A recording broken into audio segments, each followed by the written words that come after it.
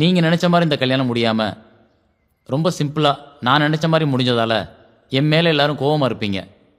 உங்கள் பிளான் பிரகாரம் இந்த கல்யாணம் முடிஞ்சிருந்தா நீங்கள் போட்ட பட்ஜெட் படி 35 லட்சம் ரூபாய் இந்த கல்யாணத்துக்கு செலவாகியிருக்கும். ஒரே நாளில் அந்த 35 லட்சமும் காலியாகிருக்கும். இப்போது அந்த 35 லட்சமும் என் கையில். இது என்னோட தங்கச்சிக்கு நான் கொடுக்க போகிற கல்யாண பரிசு. இந்த பணத்தை என் தங்கச்சி பேரில் பேங்கில் போட்டிருக்கேன். மாப்பிள்ளைக்கு பிடிச்ச தொழில் விவசாயம்னு சொன்னார். அவர் பேரில் பொள்ளாச்சிக்கு பக்கமாக ஒரு 25 ஏக்கர் நிலம் 5 வருஷம் லீஸுக்கு ரெஜிஸ்டர் பண்ணியிருக்கேன். இது அதுக்கான அக்ரிமெண்ட். அவர் உழைப்புல 5 வருஷம் கஷ்டப்பட்டா அதை அவரே சொந்தமாக்கிக்கலாம். பிடிச்ச தொழிலும் அன்பான குடும்பமும் அமைஞ்சிட்டா யாருடைய வாழ்க்கையிலையும் பிரச்சனைகள் வராது. பொருளாதார ரீதியாக வர்ற பிரச்சனைகளால தான் நிறைய குடும்பங்களில் டைவர்ஸ் வரைக்கும் போகுது.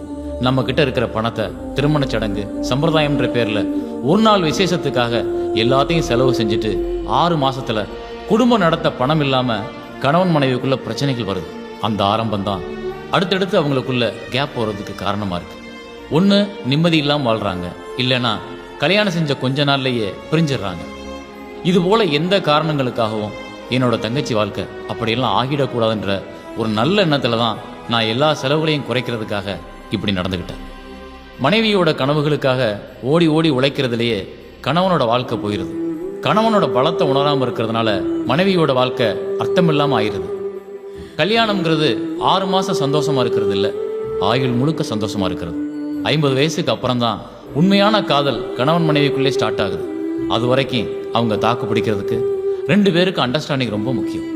அந்த 50 வயசை எட்டுறதுக்குள்ள ஏகப்பட்ட சோதனைகள் வருது. அதை நீங்க கடக்கிறதுக்கு பணம், தொழில் இதெல்லாம் ரொம்ப முக்கியமா இருக்கு. ஊருக்காரங்க முன்னால தன்னோட கௌரவத்தை காட்டணும்னு கடன் வாங்கி எல்லாத்தையும் பண்ணிட்டு பிரச்சனைகள் வரும்போது பணத்துக்காக ஒவ்வொருத்தரும் எப்படி அலைகிறாங்கன்றத நான் கண்கூட பார்த்ததுக்கு அப்புறம் தான் இந்த முடிவுக்கே வந்தேன்.